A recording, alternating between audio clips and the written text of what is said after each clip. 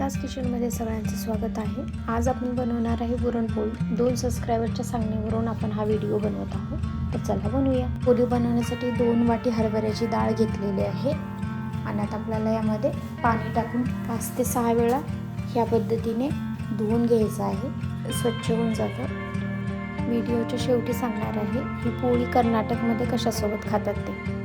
असं 5-6 वेळा धुवून घेतलेलं आहे आपण इथे बघू शकता। आणि आता आपल्याला कुकरला लावायचं आहे। तर आधी मी कुकरमध्ये पाणी टाकून गरम केलं होतं, त्यानंतर आपण डाळ टाकलेली आहे। थोडं हळद, थोडं तेल टाकून आपल्याला कुकरला लावून घ्यायचं आहे। 6 शिट्ट्यामध्ये आपली डाळ शिजून जाते बघू शकता। मऊसूत आपली डाळ शिजलेली आहे। आता आपल्याला हे पाणी काढून घ्यायचं डाळीमधलं, होता होईल तेवढं काढायचं आहे। नंतर कढईमध्ये ती डाळ टाकून घ्यायची आहे आपल्याला आणि त्यातलं पूर्ण पाणी आटेपर्यंत चमचा फिरवत राहायचं आहे आपल्याला बघू शकता।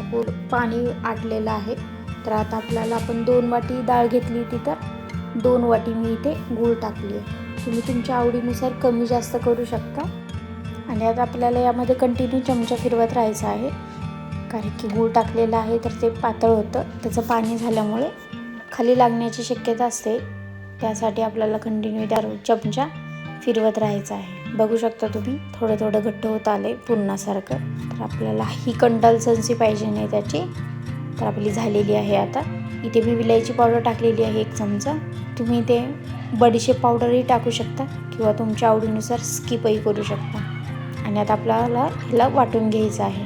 मी ह्या पद्धतीने वाटून घेते। तुमच्याकडे कसं वाटतं आणि तुमच्याकडे ह्याला पुरणपोळीला काय म्हणतात ते नक्की सांगा। आणि आता आपल्याला कणिक मळून घ्यायचं आहे। इथे मी चपातीला लागतं त्यापेक्षा थोडंसं जास्त मीठ टाकलेलं आहे आणि थोडं थोडं पाणी टाकून मी इथे मळून घेते। पोळीच्या कणक्यामध्ये जर मीठ जास्त झालं तरी पोळी फुटते आणि जर कमी पडलं तरी पोळी फुटते। त्यापेक्षा चपातीपेक्षा थोडंसं जास्त टाकायचं आहे। इथे मी अर्धा चमचा हळद टाकून मग मळून घेते थोडंसं पाणी टाकून। पीठ आपलं तयार आहे। थोडंसं आपल्याला पीठ जास्त पातळ ठेवायचं आहे चपातीपेक्षा, छान होते। पोळी थोडीशी पिवळी दिसली तर ती दिसायलाही छान दिसते। आणि बघू शकता 5 मिनटं मी ठेवलं होतं पीठ। तर आता मी परत त्यामध्ये थोडंसं तेल टाकून परत एकदा मळून घेते आणि आता आपलं पीठ तयार आहे पोळी बनवण्यासाठी। आमच्याकडे ह्याला तगड म्हणतात। मी तुम्हाला बोलले होते की कर्नाटक स्टाईलमध्ये असं बनवतात। तर तुमच्याकडे कशी पोळी बनवतात कमेंटमध्ये नक्की सांगा। बेलण्याला पण आपल्याला तेल लावून घ्यायचं आहे आणि या पद्धतीने एक पिठाचा गोळा घेऊन पुरण त्यामध्ये भरून गोळा बनवायचा आहे आणि आपण आता याची पोळी लाटणार आहे। असा गोळा बनवून घेतलेला आहे इथे मी।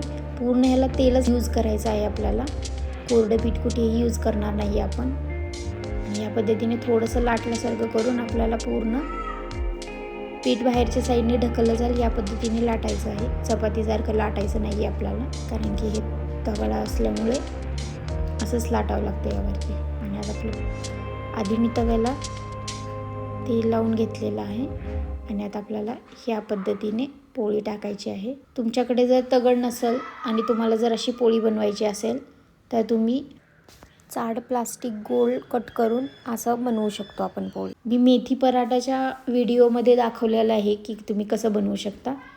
तुम्हाला जर ते व्हिडिओ बघायचा असेल तर माझ्या चॅनलला जाऊन चेक करा किंवा मी डिस्क्रिप्शनमध्ये ही लिंक देते। तर आता इथे आपली पोळी तयार झालेली आहे बघू शकता तुम्ही। इथे दोन्ही साईडने आपण भाजून घेतलेली आहे आपली पोळी। आणि आता ही पोळी आपण तुपासोबत किंवा दुधासोबत खाऊ शकतो।